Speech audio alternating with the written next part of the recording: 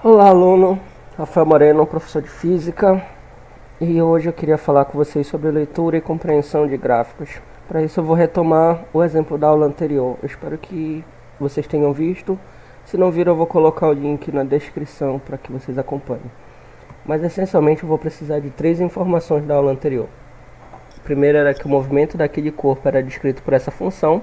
Essencialmente essa função diz que o movimento começa a 6 metros, ou seja, quando o tempo é igual a 0, a pessoa está posicionada na posição 6. E a cada unidade de tempo ela se move 3 metros. Então tu vais acompanhar o movimento da ciclista e a cada segundo ela se moveu 3 metros. E essa é a velocidade da ciclista. Então, tendo a função horária, eu consigo determinar exatamente a posição da ciclista para cada valor de tempo que eu adote. Mas representar a posição da ciclista e desenhar um relógio em cima dela para toda a posição, vocês vão concordar que é bem cansativo e pouco produtivo. Então a gente vai melhorar essa representação utilizando o gráfico cartesiano. Então o professor de matemática deve ter mostrado isso para ti. Se não mostrou, eu vou te mostrar o básico para tu leres isso. Toda vez que tu tiveres um gráfico cartesiano que tem essa aparência, tu precisas olhar imediatamente para as extremidades do eixo, que vai te mostrar sobre o que o gráfico está falando nesses espaços de x e y. Então, o cara que construiu o gráfico, ele tem que te dizer sobre o que ele está falando. A função do gráfico é correlacionar visualmente duas ou mais grandezas. Então, o teu professor de matemática deixava em aberto. Ele dizia que estava falando de x e y. E aqui nesses meus problemas de física, eu vou estar correlacionando espaço e tempo. E em outros problemas, eu vou correlacionar outras grandezas, mas utilizando as mesmas ideias que eu vou abordar aqui. Então, eu vou utilizar somente esse espaço do quadrante positivo para x e y. Para outros tipos de problema, eu posso utilizar esses outros espaços. Então, vamos abordar problemas mais simplificados nesse momento. Então, eu vou colocar os nomes dos eixos, dizendo sobre o que eu estou trabalhando, tempo e posição, ou tempo e espaço. E vou desenhar somente esse quadrante positivo.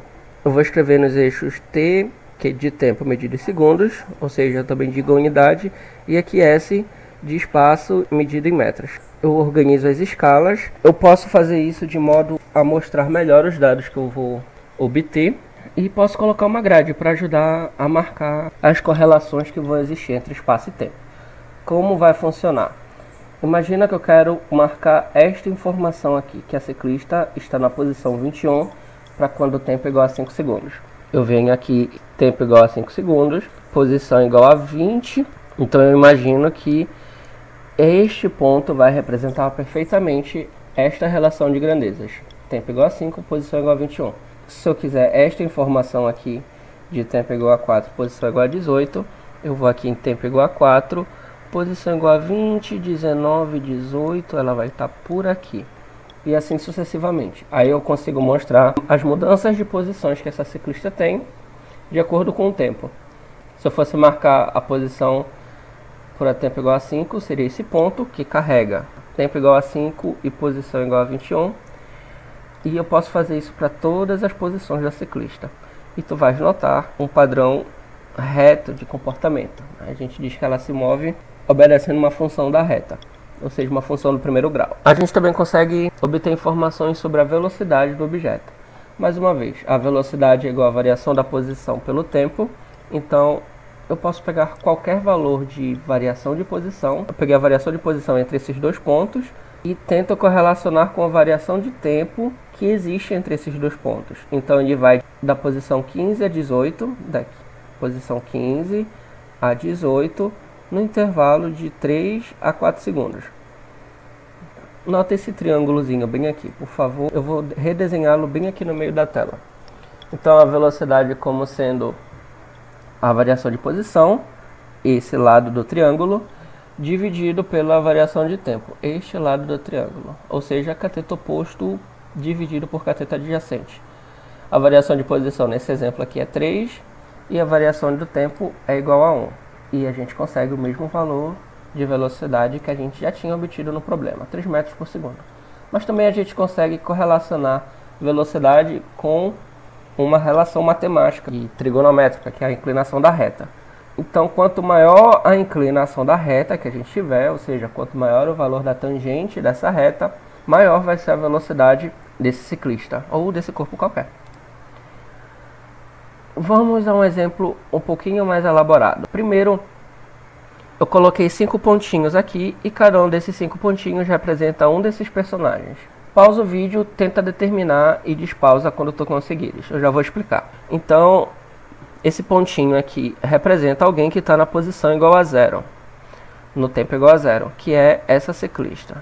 Nota o relógio aqui, tempo igual a 0, posição igual a 0, é este pontinho azul. Tempo igual a 0, posição igual a 2, é este unicórnio, é esse pontinho roxo. Tempo igual a 0, posição igual a 5, é esse pontinho verde. Tempo igual a 0, posição igual a 14, é esse pontinho vermelho, bem abaixo do 15. E tempo igual a 0, posição igual a 18, é esse pontinho laranjado.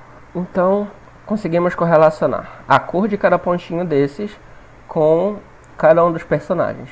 Agora eu quero saber quem vai chegar primeiro a essa marca de 20 metros, tendo essas funções da reta. Mais uma vez, pausa o vídeo e tenta se responder isso.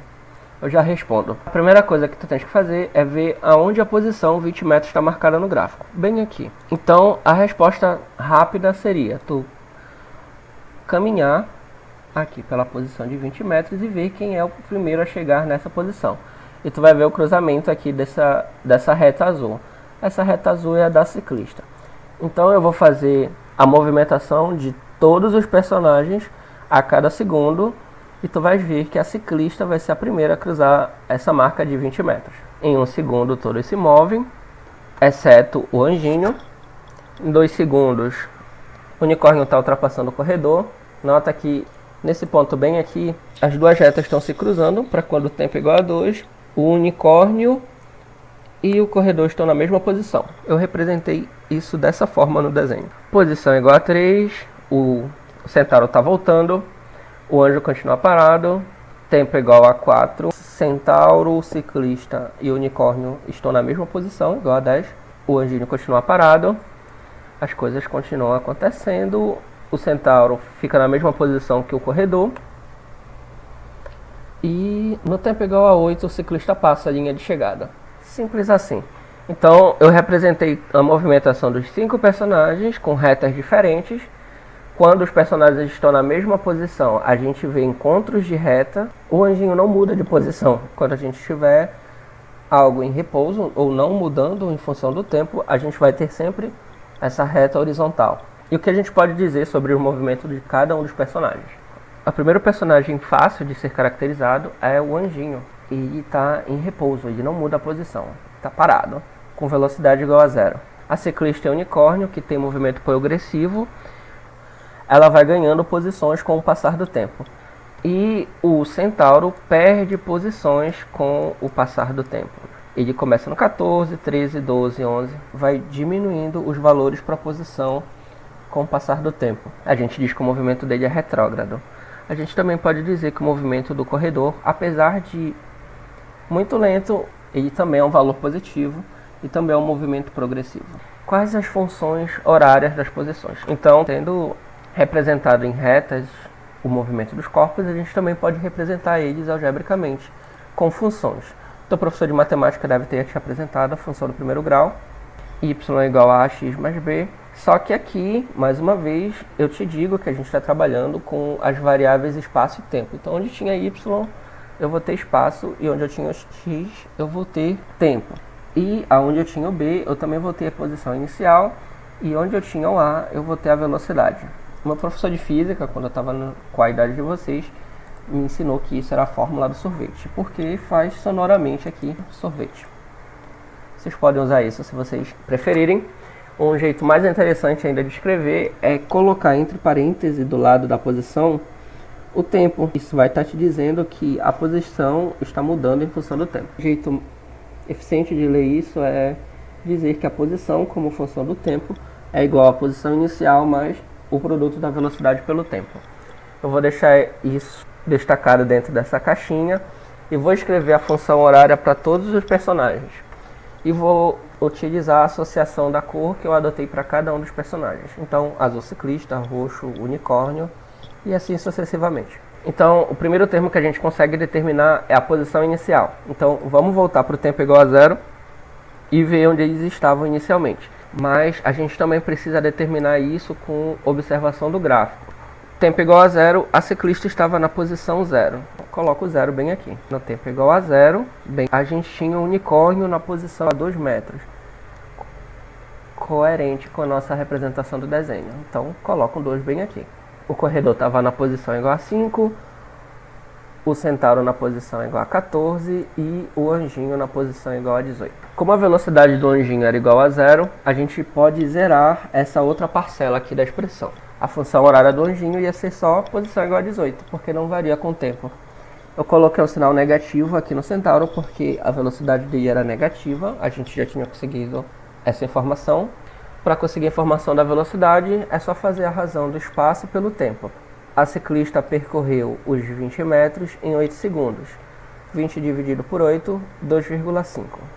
Consegui essa informação, substituo na expressão. Eu fico com a expressão nesse formato. Mesma coisa para o unicórnio. Espaço pelo tempo, ele percorreu 16 metros em 8 segundos. 16 por 8, 2 metros. Substituo na expressão. Acredito que vocês conseguem fazer o mesmo desenvolvimento, tanto para o corredor quanto para o centauro. Então, as respostas vão ser essa. O que eu gostaria que vocês desenvolvessem agora, a resposta dessa pergunta. Quanto tempo o corredor precisará para chegar na posição de 20 metros?